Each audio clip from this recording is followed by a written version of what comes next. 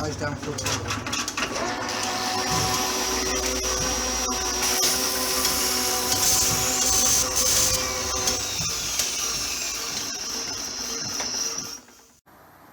morning, folks. Dull, overcast, threat of rain. 1st of September, autumn has arrived. Never mind. What are we on with today? The Briggs and Stratton one-piece Flojet carburettor, which I'm about to strip down, just to check it's clean, check it's clear, and clean all its orifices out, so that I've got a known good carburettor to fit. So, first job, float chamber off, check the float needles working, and we'll continue from there. I'll bring you back when the float chamber's off. There we are. As you can see, everything is covered in green slime, due to the fact that this has been in the shed a long time. So we've got the white spirit in a little plastic container. We're going to wash all off, remove this pin here, like so, he said, trying to do it with one hand as usual. I need the long nose pliers, don't I? Remove the pin, take the jet out, check the jet's clear, blow through it, and then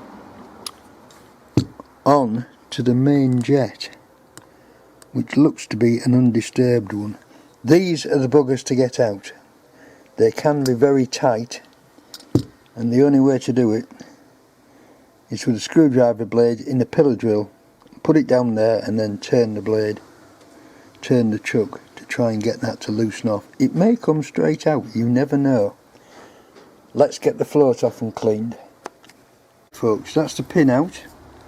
That's the float needle attached to the float with this little hairpin spring. That's all the crap on the that's been stuck in the bottom. So the next thing to do is to give all this lot a wash out and get this area clean. Right, we've got our float chamber and needle and pin clean. I've cleaned the top of the float chamber as well. The next thing to take out is this, which is the emulsion tube, which the trick is to find a screwdriver that fits perfectly, put it somewhere solid, put a lot of downward pressure on it and turn it firmly, and it'll come out, you hope. But what you've got there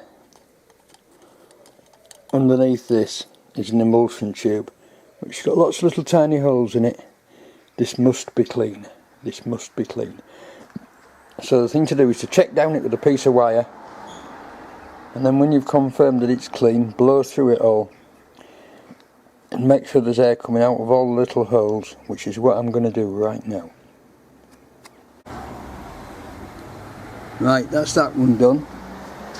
Next thing we do is we get the carburettor upside down in the vise, gripped on the air cleaner screw pillar and resting on there. We put a perfectly fitting screwdriver down there and we try to remove the main jet, and as I've been successful. It's come out, but you can see what state it's in. When you put it back in, put a smear of copper slip on it, just to stop it bloody seizing up, because they are a sod, especially with the modern petrol. So next thing we have to do is clean that up. It looks okay, but I'm going to give it a good clean anyway. And then of course blow through the orifices in the carburettor that we have exposed by cleaning, by doing this. Right, let's do it. Folks, that's that done. That's come up nice and clean. As I say, a smear of copper slip on these threads and on these threads doesn't go amiss. Don't get any in the holes or the jets, obviously, but it does help them to not jam, because brass into aluminium is, you know, especially with modern ethanol petrols, it can jam. Right, next thing to do is to go and blow out. I've taken out the mixture screw. Is that the mixture screw or is that the air bypass? I think that's the air bypass for the idle. That's the idle and that's the power. So I'll check that in a minute in the book. I've got the wonderful book of words here. I'm now going to go and blow all the orifices out in the carburettor and make sure all the body is clean. Then it's merely a case of reassembly is a reversal of the disassembly procedure. Right folks, we commence reassembly by putting the main jet back in with a smear of copper slip. We then put the emulsion tube back in, which fits inside the main jet, again with a smear of copper slip on the threads. Tighten that in and just tighten it fairly firmly with a screwdriver. Don't go mad, there's nothing to swing on it. Right. Then we put the float needle, the pin and the float back in, and then we need to check the float level. So I shall put that back together and I'll show you how to do that. Right, that's all reassembled. Now if you look at the float there, you will see that at the pin side it is slightly lower than it is at the opposite side. To set the float level, the float should sit parallel with the float bowl body, and as you can see it's not parallel, so you reset it by bending the tag, not by pushing the float down to bend the tag, by bending the tag with a pair of long nose pliers. So I'll do that and we'll put it back on and try it again.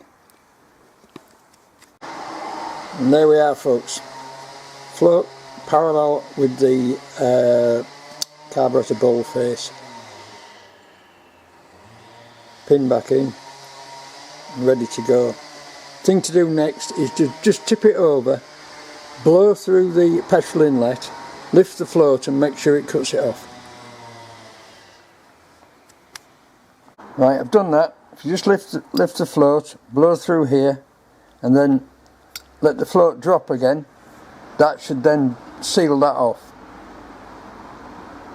So that's okay, so I've done that. So next thing we do is we check the float bowl is clean, put the float bowl back on. These seals here have to be good. No messing about, they have to be good, otherwise they won't seal properly and you'll get a leaky carburettor. Right, I've just given that a polish to get the green shit off it. So that's now ready to put back in, and that's ready to put back in, so let's put those back on. There we have the ambiguous pre-setting instructions folks. Open needle valve 2.5 turns and idle valve 1.5 turns. Large carburettor with needle valve below float bowl, that's this one, because this is the large Flojet, also known as the one-piece Flojet. Large carburettor with the needle valve below float bowl, needle and idle valve 1 1/8 turn open. So in other words, you screw the screw lightly down onto its seat and then you back it off 1 1/8 turns, and then you do the same with that there, and that's it, preset and ready to fit should we need it. So here we are folks, up at Wicarney in the field. I had to go back to Driffield because I'd forgot the ignition coil, left it on the desk. And here's Keith, and there it goes. And that was it, wasn't it?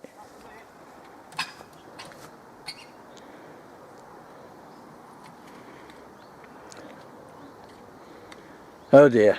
Right, what we're going to do is take the plug out, see if there's a spark, try a new spark plug. And then if the spark plug doesn't cure it, we're going to try the new coil. And then if the coil doesn't cure it, we're going to try another carburettor, which I've just rebuilt. So let's be on with it. He's going to lose control of that, isn't he? It's going to run away down the hill. Let me come and give you a hand. Right, folks. Right, folks. That is the coil fitted. Made two. I thought I'd videoed it, but I hadn't, because I had switched the camera the backwards way around, you do. So there you go. So never mind. So let's see if it works now with the new coil fitted. What's gone on here? No, Keith's got his legs stuck. This bloody forward. What's happened? I just need that put forward. I see. The winch is jammed. That's it. Right. Against your leg and then Let's hope it goes. And continues to that. Yeah.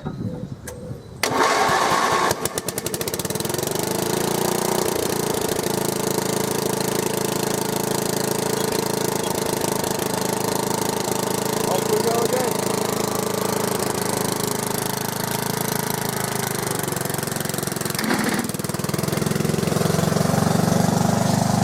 He's so rough.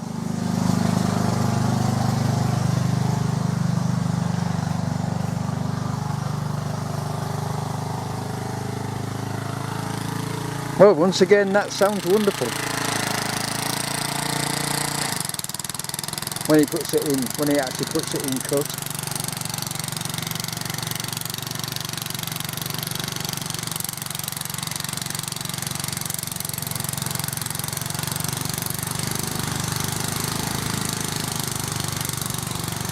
Let us wait and see.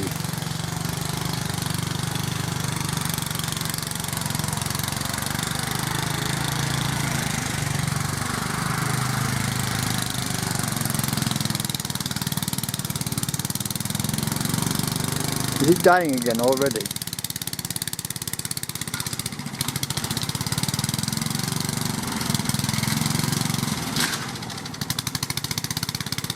Or is it just an incompetent driver? I don't know. No, it's dying again.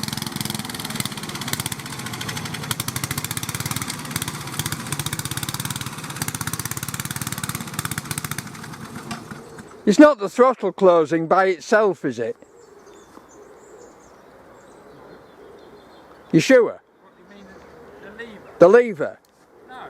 Oh, the lever isn't working its way back? No. That's alright. Well, it looks like we haven't got it.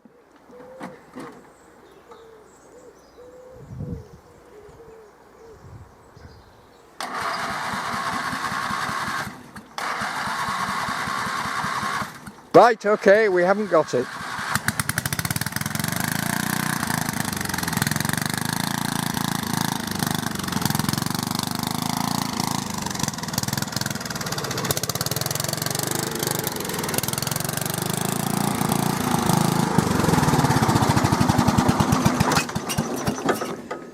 The carburettor. Exactly. But it certainly isn't coming out of there, is it? Could this be the problem, folks? No fuel flow.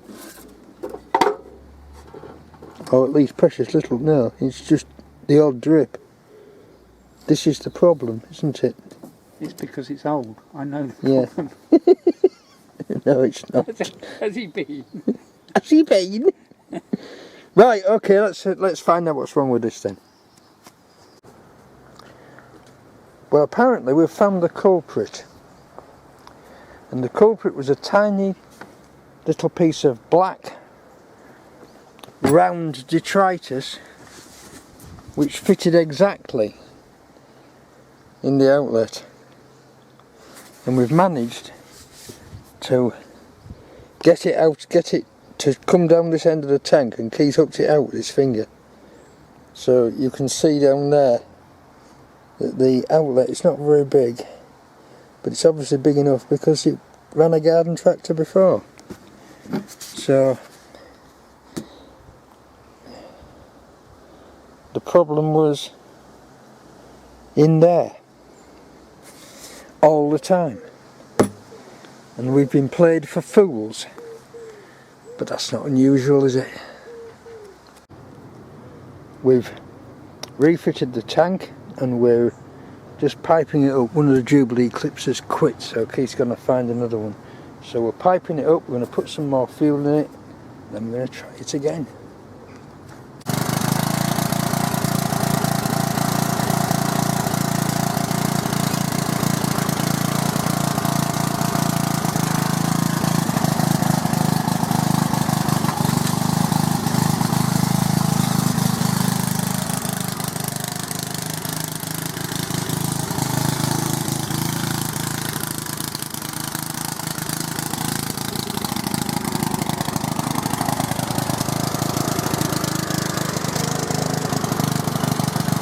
Haughty Hi-O Silver away! If it cuts out now, I'm going home.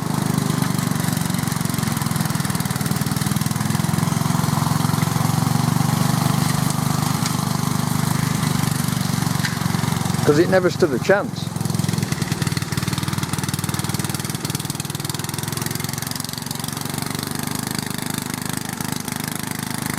Good grief, look at the sky over there. Terribly black. But it's split a few times, but it's holding off at the moment. We do need to do something with that willow tree, like raise the canopy. Well, we've gone past cutting out. Look at him ducking the bloody tree. Oh God, he'll rip his head open.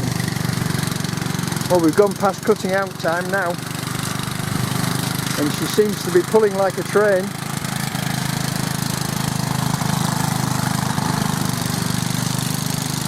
Oh, he's spinning, he's spinning. It's wet, the grass is wet underneath it. It has rained here every day. It's not rained much today so far, but well, it looks like we've got a cure, touch wood. That's all it was. Never assume, oh dear, never assume that the fault is complicated. Always check the simple things first. No, that was just Keith expecting too much of it. It's only an 11 horsepower engine. It's one of the smaller Westwoods. Really, we could do with a 13 or even a 15 horsepower, which is the biggest one they did, for these hills, because you're asking a lot of that little engine to pull the tractor and Keith up a slope whilst cutting, and whilst cutting thick grass as well. Not this is not a trim. It's going through, you know, good thick grass, even though it's at the maximum height setting. Well, that's it. There she goes. You notice how much easier it goes downhill than uphill.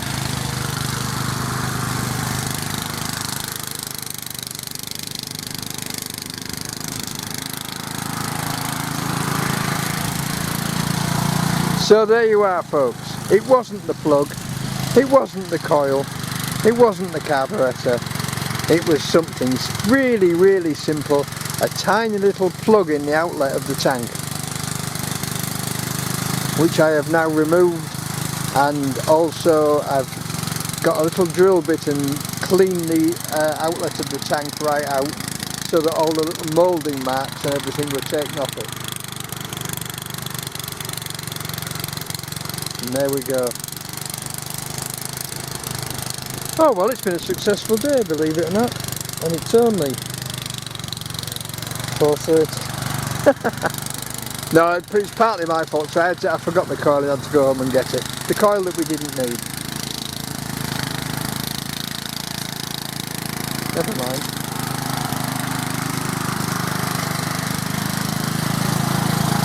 Well, look at that.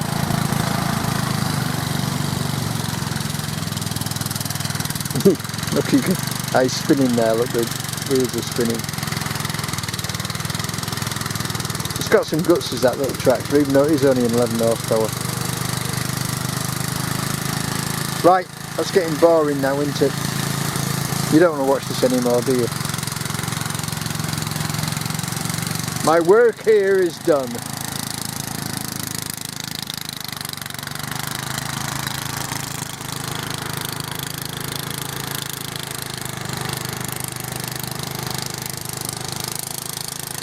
He'll be a happy bunny now.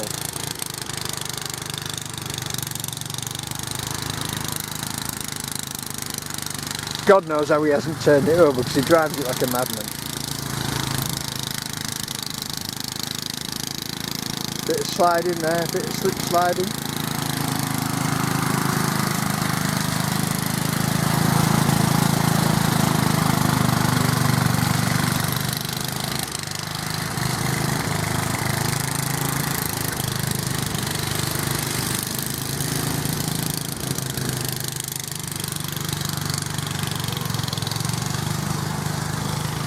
This is the scariest bit, just down there, when the tractor really feels like it's going to tip over.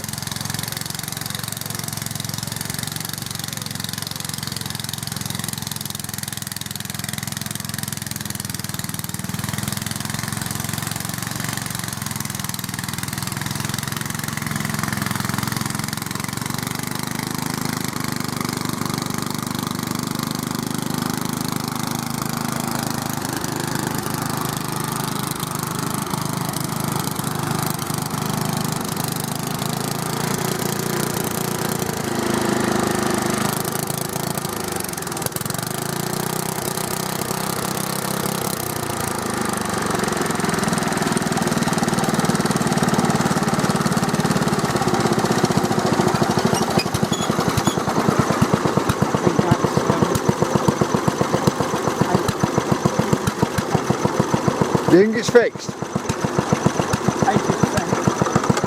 What do you mean 80%? It's more gutless than it used to be, but it is carrying on.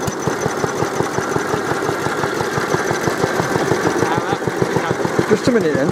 Right, okay, I'm just going to put the camera down. I've just leaned the mixture off a bit on power. It was ticking over beautifully, so I think that the bypass screw was set correctly. What I've done is I've screwed the mixture screw, open the throttle until it hits the governor, and then screw the mixture screw up, and it started to run a lot better. So he's going to try it at that and see how it works, and if it's still not pulling as it should, although it seems reliable enough now, if it's still not pulling as it should, we might try that with the carburettor on. Meantime, I'm going to take our spare carburettor, other spare carburettor, back to the workshop and see if I can strip it and clean it. But that'll be tomorrow's job. Just a minute, there's a your screwdriver's case. I've got your hammer. How did they get in your bag? I don't know, you must have put them there.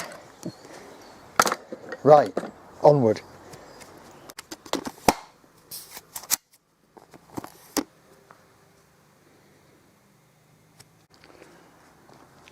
Tuesday, folks. Stunningly warm day, and I'm just, seeing as I can't carry on with anything else, I am going to paint it. And I'm just getting ready, and I'm looking for my DA sander, and I get my DA sander out of the drawer and get ready, and then I remember that it's knackered. And so I've torn it all to pieces. It's knackered because that bearing in there that the pad spins on had collapsed. And so after a massive amount of riving, tearing it to pieces, I've got it out. And I've found one. And I've put it in. And I should have filmed it, and I didn't. But there you go. Stripping down DA sanders. That needs a washer under there because that is that's got too much play on it. But I'll do that in a minute. Right, I have to get that circlip back in there to hold that bearing in, and then we start reassembling. So I'll take you with me on the reassemble.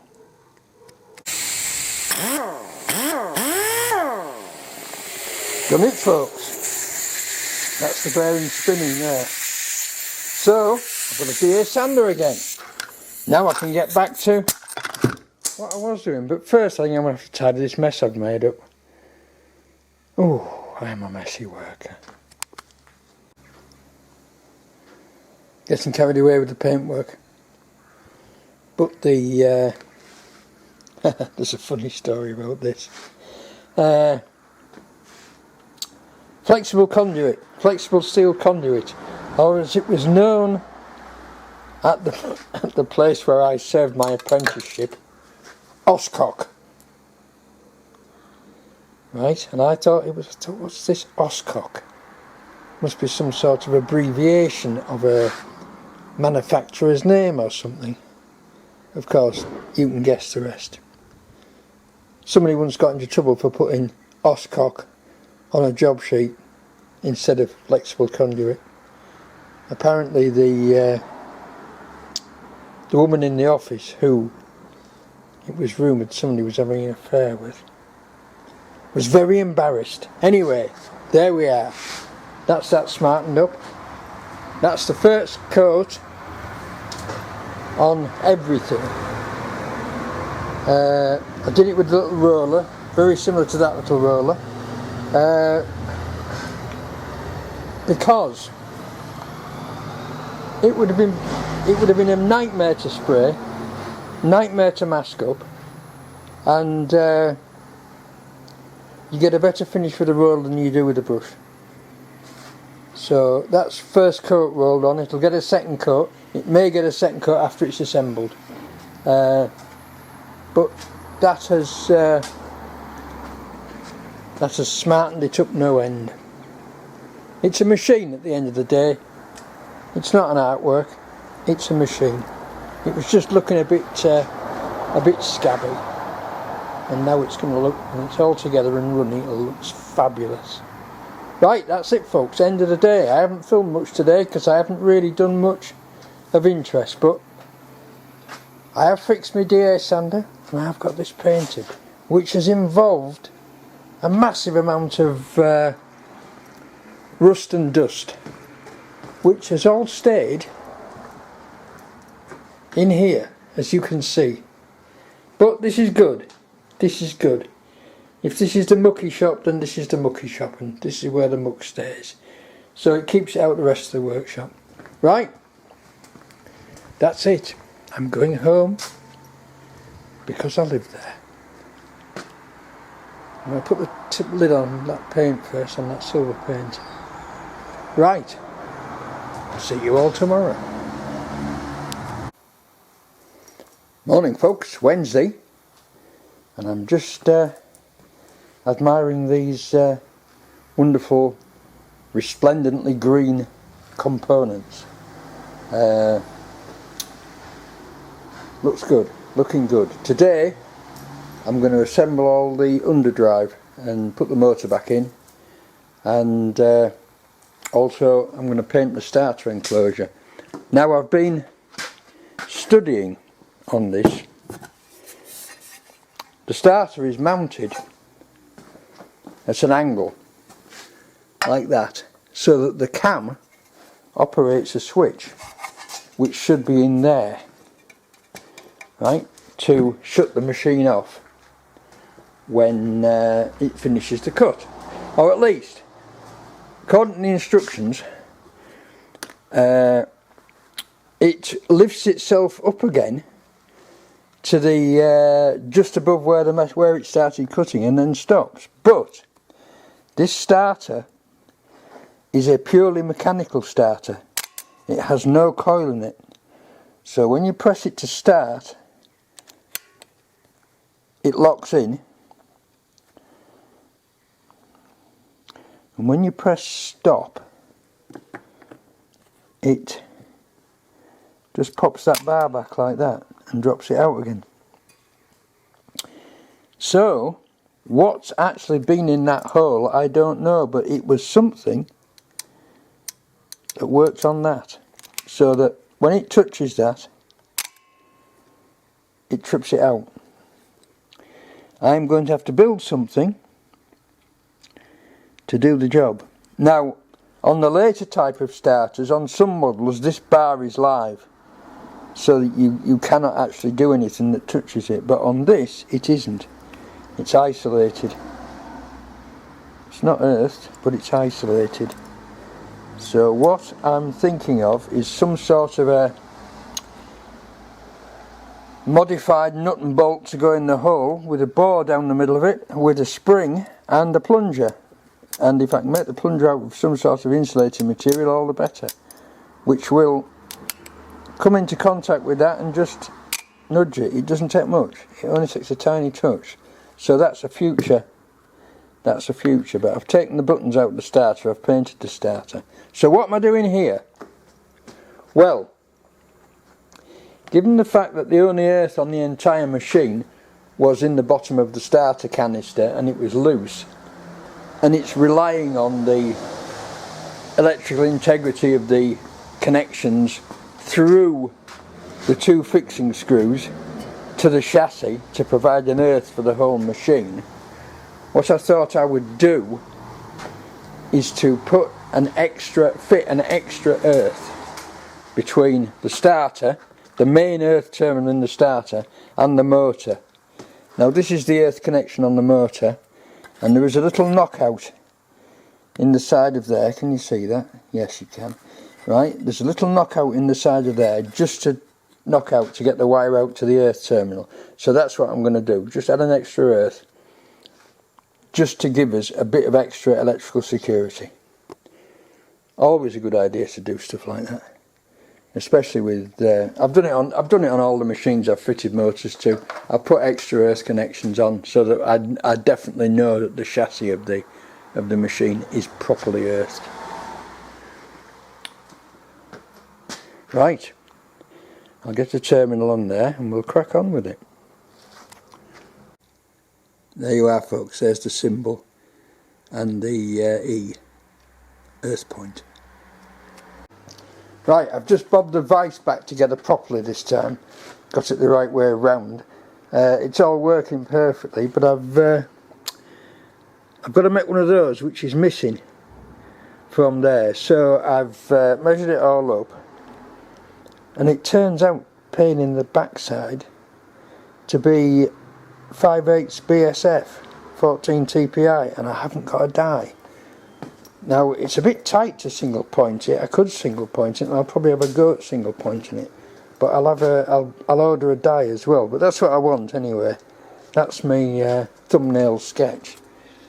But I thought, the strange thing about that saw is everything on it is UNC.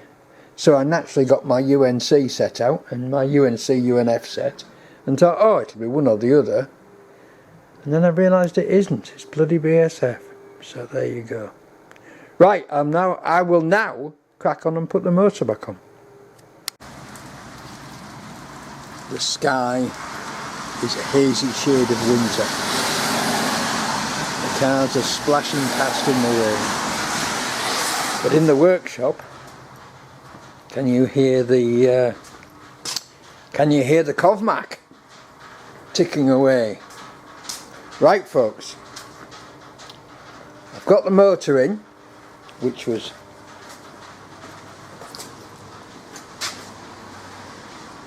four bolts in a V-build. I've put the extra earth wire on, which I've shown you. I've reassembled the vise, which I haven't shown you in close up, but it works really nicely. So what I'm doing now is I'm making the thread to go in there. I can't really do any more because once again those little screws haven't arrived yet. So I'm cracking on with this, and I'll show you what I've got done, and then I'll set you up on a tripod and I'll show you a bit of lathe work. I started off on the student. God, I'm spoiled, aren't I? I started off on the student because I thought that's the one I will be cutting the threads on if I do single point the threads. I've got a die for one, so that's not a problem. But I haven't got a die for the big one. So I started off on there and then realised that that's not suitable for turning up to a shoulder. So I swapped onto the suitable for turning up to a shoulder lathe, and we're down to 625, or at least 624.5, which is the required size for one thread. I have to reduce this outside diameter a bit as well, which is going to mean swapping it end for end, doing half of it and swapping it end for end, but that isn't a problem. So that's down to size. This is to reduce next, and then we'll do the other end. I'll just have to check that we get the overall distance between the threads correct, because that's quite critical. 3.305. Right. Okay, I'll set you up on a tripod and you can watch me doing a bit of lathe work. I hope you find it interesting. Right, folks, let's start. We've got the length correct. Let's start taking some off the outside. So we go in. You know how to do this. We touch off.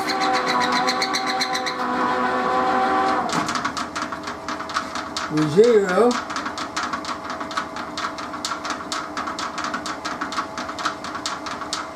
And we can find it. Now this piece of bar is, to be honest, I think slightly bent, but it doesn't matter because we're turning it all, and it's nothing critical. So what we want to go down to is 7/8 or 0.875, and at the moment I think we're just under an inch. No, we're just under an inch.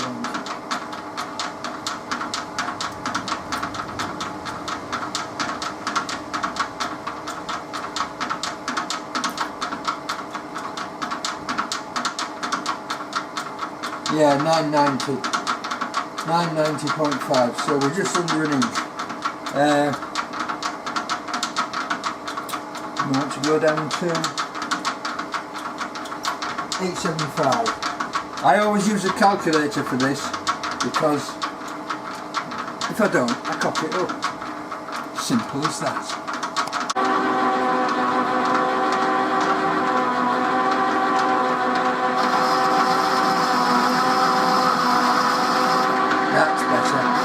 I've just cheated, I've just shut you off and gone and sharpened the tool.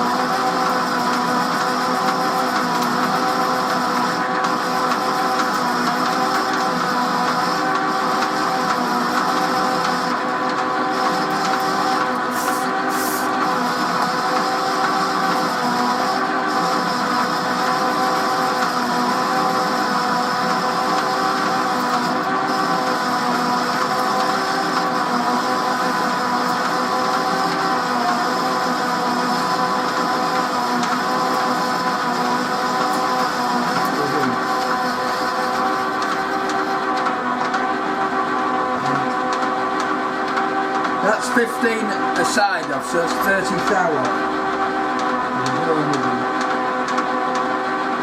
We'll take 60 thou off and then we'll measure again.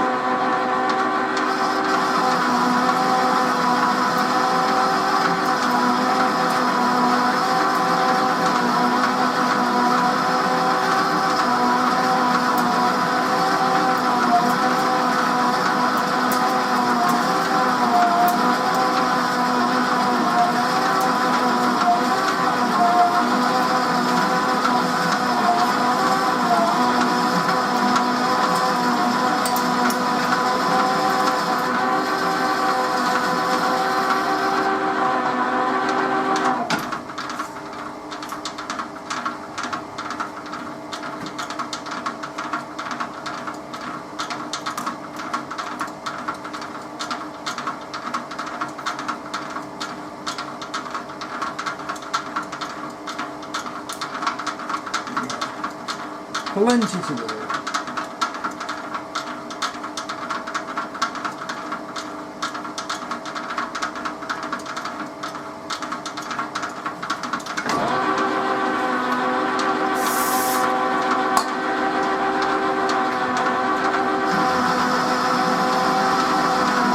I don't know what this piece of mystery metal I've picked up is, but it's a bit tough.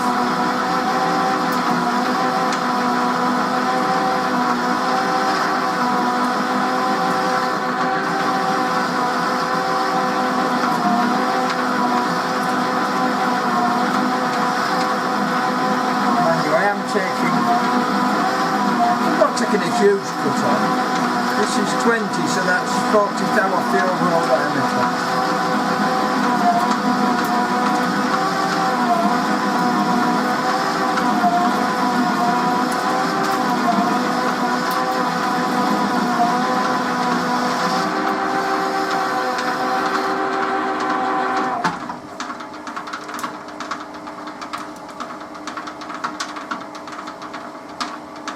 90.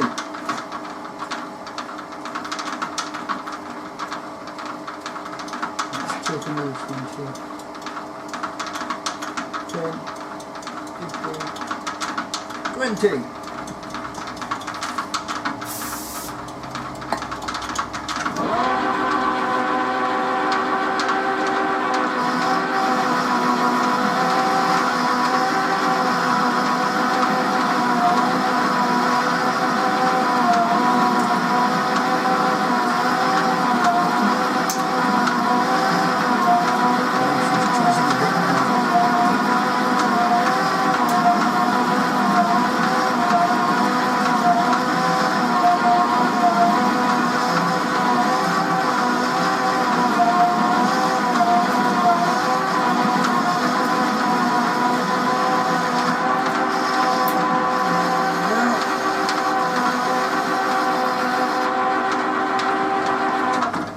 And so on and so forth.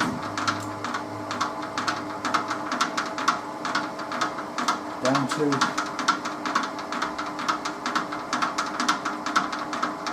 5, 6. This can't be.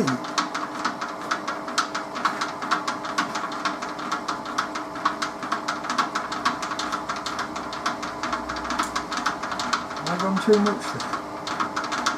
No, it's close enough. It's close enough. I'm 870. I'm 870.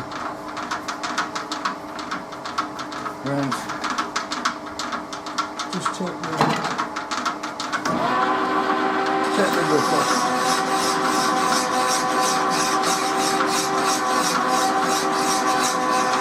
Little bevel on there.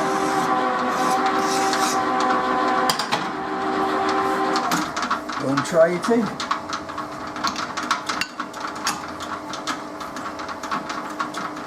Right.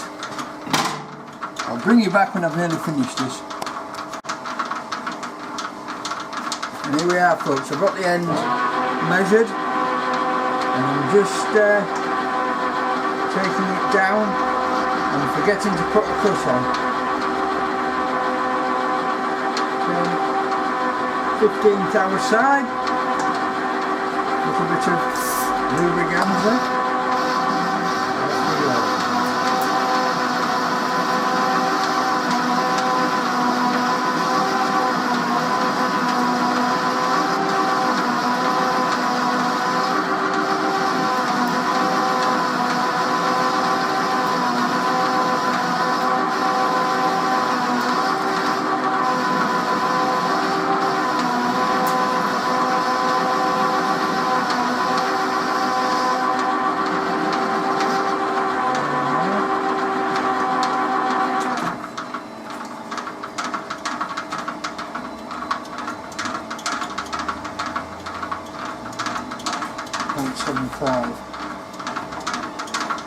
Beyond to 0.5.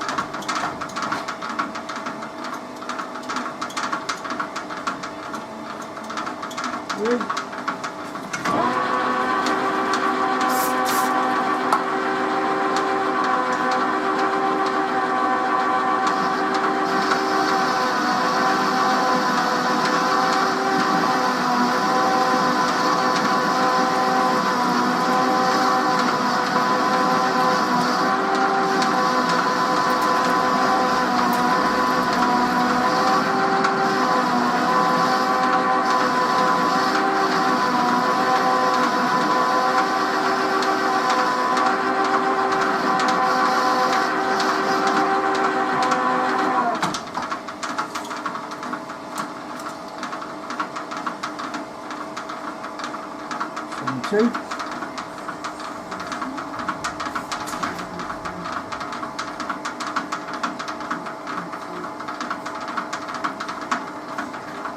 And so on and so forth. Right, I'm going to crack on with this now and stop getting nervous because I'm filming it. Right folks, this should be the final cut. Let's go for it.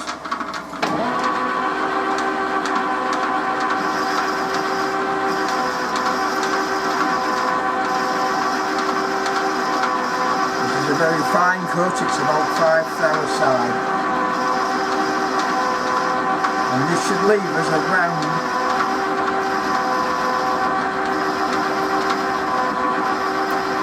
500 or half an inch.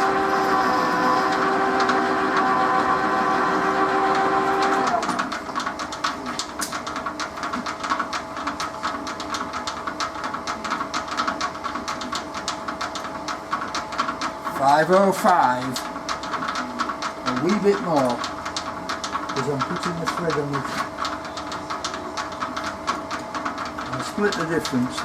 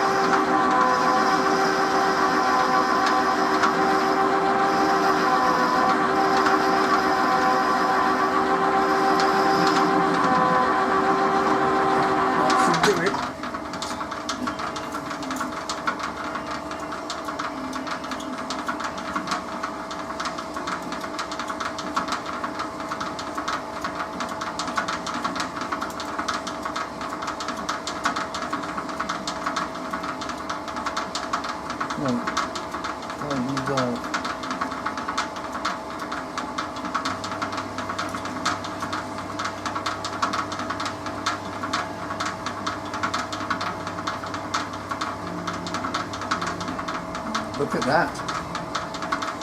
0.5. Bang on the nail. Happy with that? Yes, 498. Happy with that. Bit of everything, bit of a bevel. Job's a good one.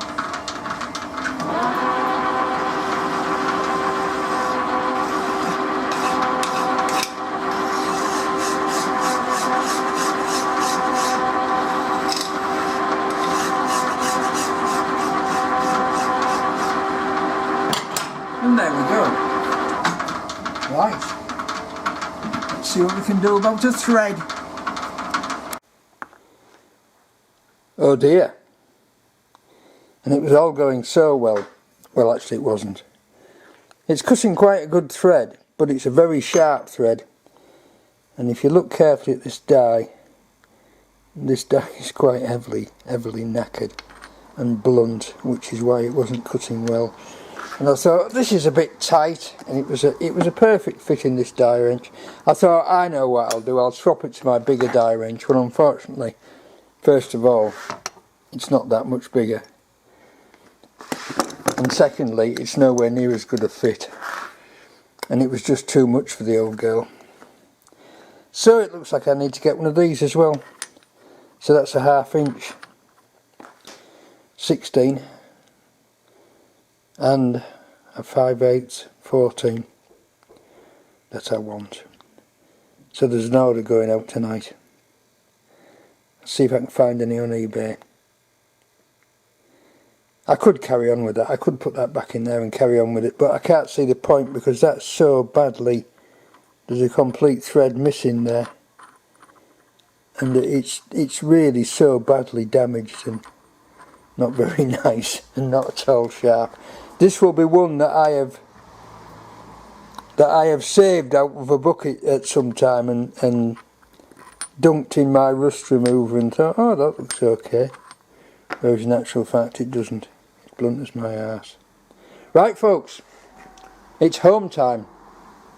So I'll see you all tomorrow for Thursday's fun and games. Bye now. Postscript, Wednesday. I was just about to walk out of the workshop and I thought, I was sure that BSF set I've got 2 matching hole sets, a BSF one and a Whitworth one, and I thought, I was sure it goes up to 1/2 inch, and of course it bloody well does. So I've actually got a good 1/2 inch die, so I needn't have broken that one, although it's knackered anyway. So I can carry on with that. I've got a 7/16 and a half inch, but I haven't got a 5/8, so I need to get one. So I'll order one of those tonight, and now I'm going home. Now I know that I can finish that thread delightfully, I'm going home. See you later. Morning folks, Thursday. And I finished the BSF thread, found a nut and a washer for it, and I was just in the shit shop here, brightening up the nut on the wire wheel, when it caught, spun off the thread, bounced off my chest and landed down there. But of course it was spinning rapidly, and so I got all this lot out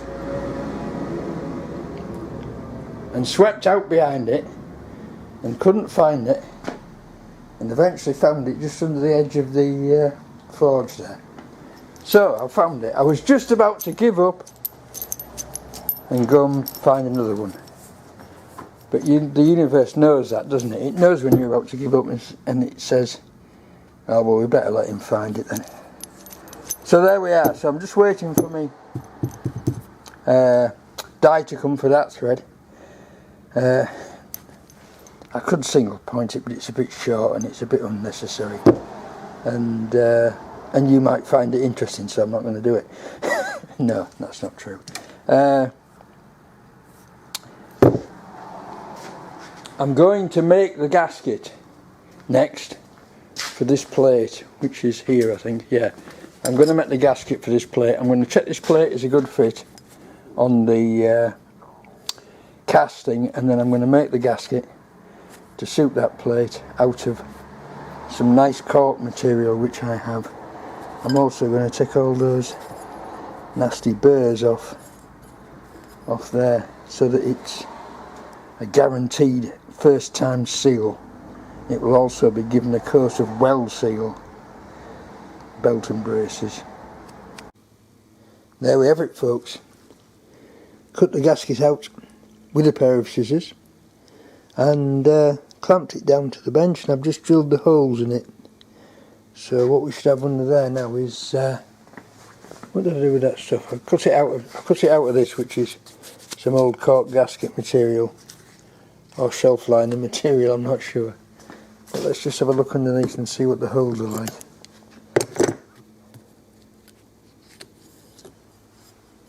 Very nice. That'll do the job. I'm just waiting for the bloody screws now. So I've just taken on a little side job while I'm waiting. I've just cleaned up and prepared a metal clad switch box, which I'm going to put down there somewhere, next to the compressor, starter and isolator, so that I can switch the compressor off by breaking this lead, which is the remote switching air switch. So I can turn that on, use this socket, but not have the compressor running. Right, but there's work to do to that compressor. It needs a bigger motor fitting, and it needs the compressor door taking off, throwing away, and a new door making for the enclosure. And now I've got some nice lightweight aluminium corrugated sheet, I can make one. Yet another job for the workshop. Morning folks. Friday early, and the screws have arrived, so the first thing to do is see if they fit. And unfortunately they don't. Been waiting all week for these, and they don't bloody fit. Right, I need to investigate how I've cocked this up, because these are quarter number 4 UNC. So it's obviously not quarter number 4 UNC, but what the hell is it? I'm going to have to check in the manual again and see if it does list the thread. And there it is folks, for all the world to see. Countersunk head set screw number 6 UNC, not number 4. Oh dear. Right folks, well I've ordered some more and they should be here on Monday. Lol. So quite simply a case of old age confusion. What an idiot. The number 4s are the ones that I used on the hydraulic cylinder for holding the ring around the hydraulic piston. Let me show you.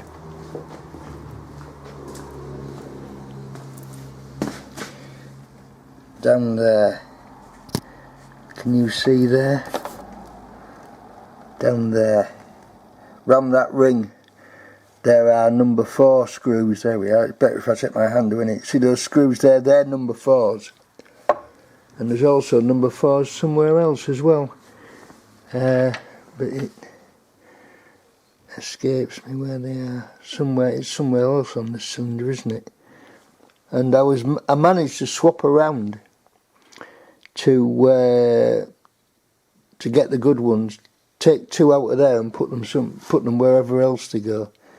And sorted that out. Never mind. What a nuisance. Well, I've come through specially early this morning so that I could put this together and show you it together and then go up to Keith's, and we're going to do some fruit picking because it's the season of mellow fruitfulness is upon us. The pears are ripe, the plums are ripe, and probably some of the apples are ripe as well. So today is going to be taken up with fruit picking. So it looks like that is all it's going to be on engineering for this week, folks. So we're going to have to continue next week. I've been thinking about this this switch that has to go in there. As I was saying, in order to explain this more fully, I've put the starter back together. And what the devil is that? Where does it come from? Oh, it's a little... I know what it is. It's a little warning sign off my switch, which isn't to do with anything anymore. Right, so when you press the starter, the start button, it goes and puts it in. And what we have to do is to make something to go in that hole there, which comes through and just taps that bar like that, which shouldn't be very hard, but we need it because the starter mounts on the side here. The starter mounts on its side at an angle like that,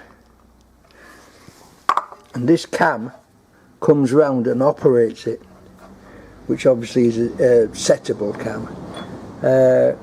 So we're going to have to make something to fit in there. If you look through that hole, you can just see the side of that connector. That's the middle out of a chocolate block connector that's been put on there. So you can just see that, and it looks like it's been designed to give that a push.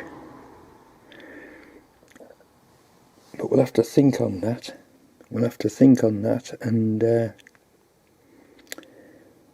make something. It'll probably be lathe work. I was going to have a bitch about this. Right, now that is almost exactly the right colour for MEM switches and starters, so it's fine. And I've been buying Parkside paints out of Lidl's for some long time, and I've absolutely no complaints. I think I've only got one tin left now, which is a white metal finish, which is really good. And I grabbed this and thought, oh, there's another tin there. That's a reasonable price. I'll have a tin of that because I've run out of grey. Unfortunately, this one is water-based, and whilst it makes an excellent paint, it doesn't cover. and I've had to put 3 coats on there to get it to cover the primer. So it's a bit of a pain. It works well, but coverage, nah. It does say you can paint it on bare metal, but I have a problem with that, because whenever I've painted bare metal onto bare metal, the first coat, you get little spots of rust because there's water in the paint. There you go, they can work it out, and we have to work this out. But I think this is going to be a job for next week. What time is it? I'm going up to Keith's for 10:30. Oh, we've got a bit of time yet. I'll have a look at this and see if I can come up with anything. I'm having a rake through my magical box of electrical wizardry to see if I can come up with something inspirational to do that little job with. But I think I'm going to end up making something completely. What I could do with it, I've got some engineering plastic, but I don't know if it's huge, so I'd have to turn it right down, but never mind. Let's see what we can find in here. Well folks, the electrical box of magical wizardry might have revealed a couple of possibilities. That fuse pocket's also a possibility. But what I've found is a couple of HT connectors, old-fashioned coil tops or mag connectors, which just happen to fit there beautifully. So there's a possibility there that we've got a start. I would like to make it all insulated, even though this bar isn't live. I would still like to err on the safe side and make it all insulated. But there you go. But that's going to have to wait now. Oh, there's another thing that I found that I thought, oh yes, but it isn't.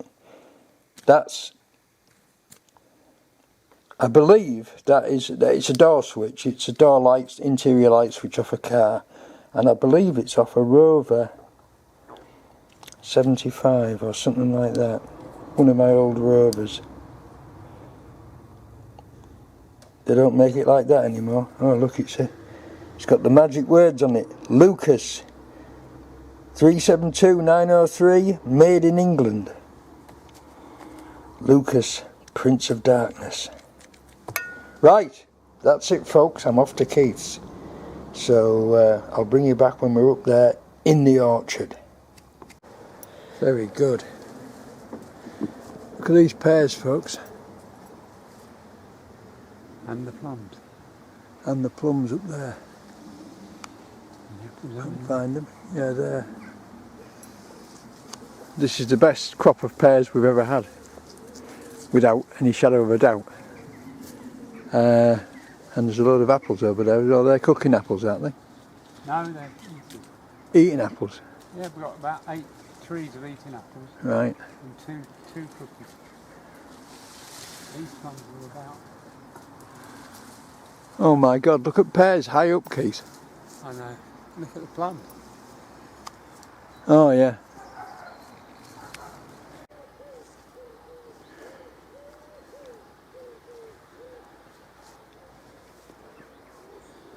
My God, it's a bumper year. Of course, Keith hasn't been able to cut round the orchard because the tractor hasn't been going, but it is now.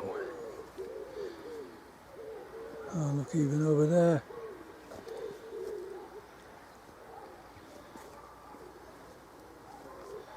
Good grief. It's very nice and peaceful up here. But there goes my hat. Look at that. A cooking apple. These are the cooking apples. And there's a fair few of them. There's a fair few of them. There's a fair few of them already on the ground. But you can very often just get away with picking them up off the ground, because some obviously you can't, but some get away with it. There you go. I'll put my hat back on, give myself the impression of being a true countryman. And here comes Keith with the steps. We need the steps. So far, so good. We're collecting a lot, and this is what the field looks like when the tractor's going properly. All cut. But not this. And this is what it looks like when the tractor isn't going properly. A little bit wild. Never mind. Lads, good thing is, over there where it used to be brambles and nettles and all sorts of rubbish is now just grass. It's long, but it's just grass. We might cut it at back end, we might not. I do want to get the tractor started this year though, because it hasn't been started this year yet. Oh, look at the butterfly. God, that's a big one. They're obviously moving in for the fruit. Right, we'll carry on. God, it's gorgeous now. It's really warm. Really warm. I've taken my jumper off. Right, we're going. We've given the trees a good shake. What we've decided to do is we've cleaned out underneath all the trees with a rake, done a lot of chopping back of old rootstock that isn't anything to do with fruit trees, so that Keith can get round with the mower. And we've picked up all the new fruit that's fallen off, and we've picked up all the bad fruit so that new fruit that falls off will be obvious. And it looks like the thing to do maybe is to come up every other day and give them a shake and pick up all the falls, because as it is, they're still ripening and there's good sun. I mean, it's very warm today, so there you go. But we're raking out all the umlets into the passageway so that when the mower comes through, it'll mulch it all and turn it into fertilizer.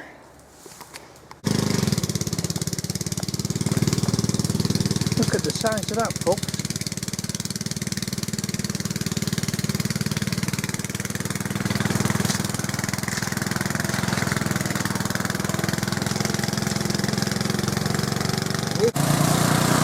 Danger! Madman on garden tractor.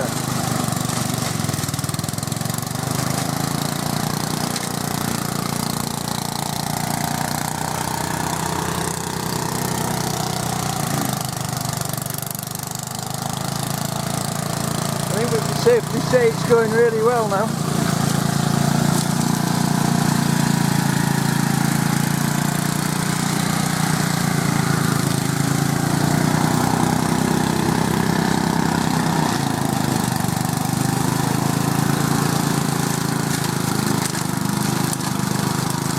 This is known as mulching.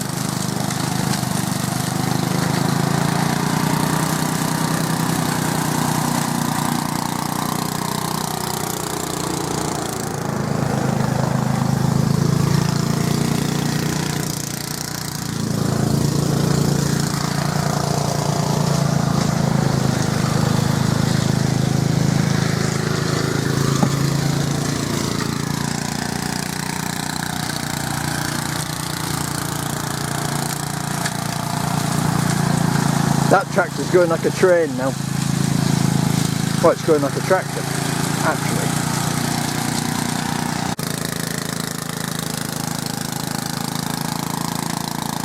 Tractor abuse.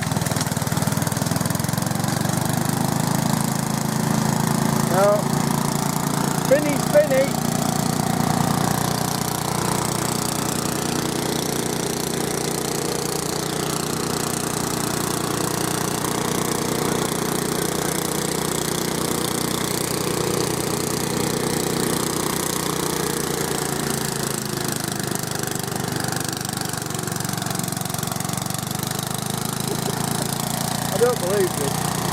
This is a madman. He's trying to get reversed, but it won't go in. We don't know quite why it won't go in, because sometimes it works and sometimes it doesn't.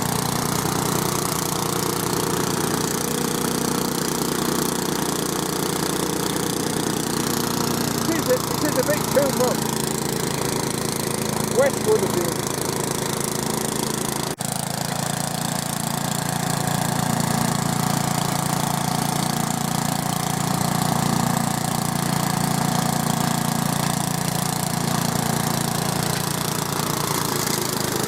We have reverse.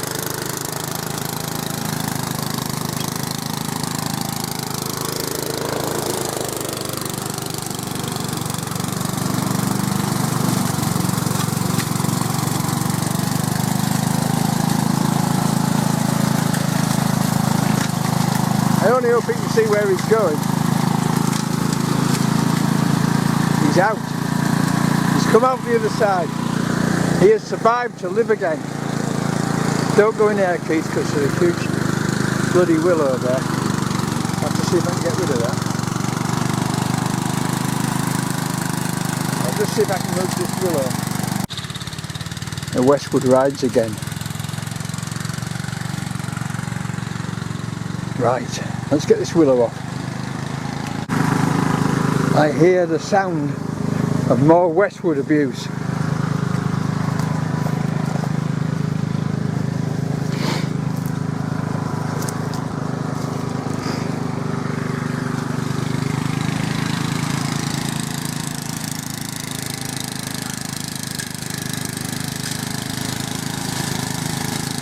Oh my God, he's going to the top side of that tree, he is. A mad through it. My God.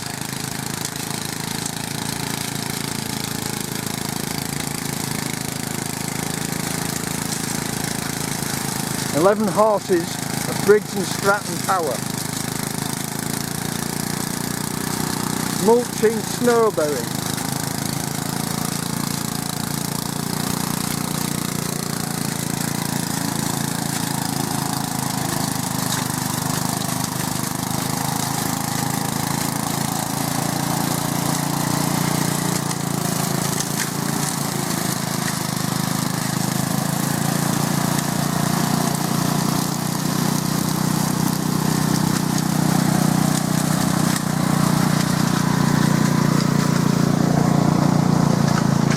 And there you go, we've re-established the route.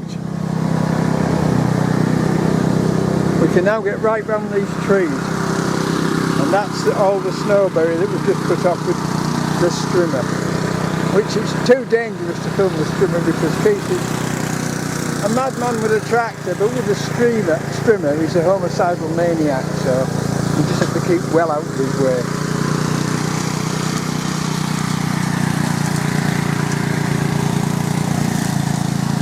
Looking good. Oh, I'm about knackered. Well, we've given all these trees a good shake and we've got all the fruit off that's come loose. So we may as well leave the rest on there because it's far more than we can use at the moment. So if we... oh, what's that now?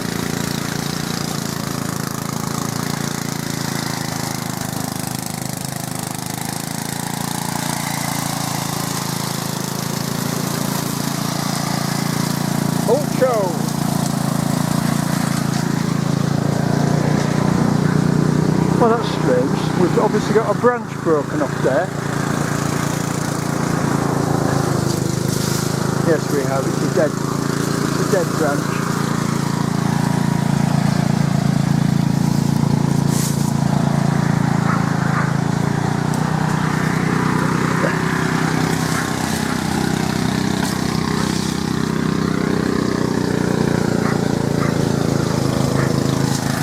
That's better. Must have cracked in the wind, the weight of fruit on it.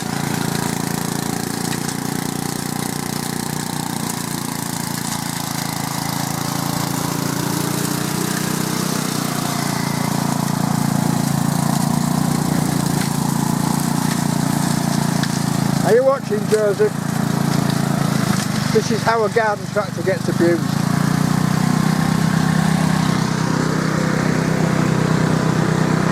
What a machine, eh? What a machine. It knows no boundaries. Well, that's today's haul, people. Pears, plums, bullaces and cooking apples. And in actual fact, we haven't picked any. All we did was shook the tree, cleaned out under the trees, shook them, and only took the fruit that fell off. Because if it falls off, you can reckon it's ready to be picked. So we've also had a massive clear out, and we've had the tractor round, and we've cut, look at all these apples. We've cut right down here. Keith, of course, had to smash the mowing deck into there and rip the cover off again, but he's ripped it off loads of times and we've always put it back on. So, cooking apples, eating apples. We're never finished, Philip.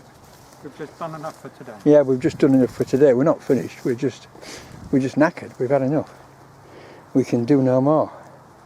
Oh, look, apples. Are any of them any good? Yep. Nope. No. These are today's falls. Ones that we've knocked off with the vibration of the tractor. Them two can stop there. There's no point in taking them off if they're not ready, because they'll just soak up more sun and they'll just get riper. There's the poor old rhubarb. We found it again. Oops, look at this one. That one's buggered. That's wasps. I'll leave that there because it'll keep the wasps in that one and not in others. There's another one. Another wasp-ridden one. But they go right to the top of the tree. So the thing to do is to clean out underneath it and give it a damn good shake. We've cleared all this area, we've been round there, cleared all this, and it's looking like the orchard again. But now, coffee time. So, look at this wonderful verdant pasture. This veldt. This jewel sat in the silver sea. Yeah, this Jules, this England. Where's the flag, Keith? Where's the flag? Oh, it blew away. Right, okay. Keir Starmer pulled it down. Keir Starmer pulled it down, right, okay. So, and he's also been round this tree. So, over the weekend he's got very little to do. This bit and the rest up there. Which he says 20 minutes, but I don't believe him. So, thank you all for watching this week. Welcome aboard to the 5 or 6 new subscribers who've signed up. And sorry about getting the wrong screws for the saw. I was hoping to end the week with a bang, putting that back together. But I'll see you all next week. Bye now. Isn't it beautiful? See all those trees? They're our trees. So is that one. That one's amazing. That was one that my late mother gave us in a pot and said, "Here, Philip, this is an ash tree." It wasn't in it's grown in the pot. It seeded itself and grown in the pot. Can you plant it in the field? So we planted it in the field, and there it is today. Right, and it wasn't long ago. It wasn't long ago. That story about old men planting trees they'll never sit in the shade of is bollocks. See y'all later.